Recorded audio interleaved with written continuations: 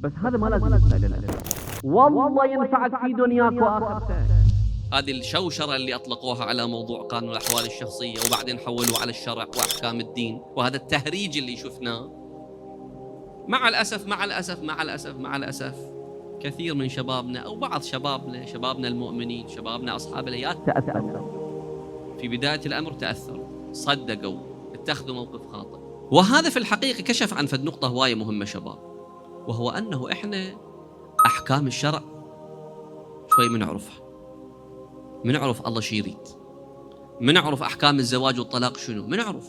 فلذلك ذاك يوم اللي يتكلم فد كلام ويتهم فد اتهام أنا أصدق، بس هذا ما لازم يبقى إلى الأبد، أنا لازم أعرف ديني شنو، أعرف أحكام الشرعية شنو، خصوصا في هذا الزمان اللي زمن الشبهات، زمن العمل المنظم.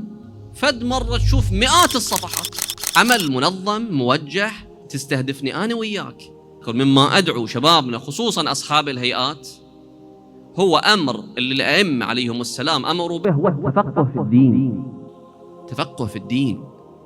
لازم أنت تخلي وقت تعرف الحلال والحرام، تخلي وقت تعرف العقيدة، تخلي وقت تعرف القرآن، تخلي وقت تعرف أحاديث أهل البيت، تخلي وقت. والله ينفعك في دنياك وآخرتك، والله تستفيد منه. أنت ما استفادت تحصن غيرك، باكر عقبة تتزوج تصير صاحب أسرة، تصير صاحب أطفال، تربي أطفالك، تعلم أطفالك، تربي أطفالك على الفضيلة. صدق الله يحاسبنا يوم القيامة، يحاسبنا الله يوم القيامة.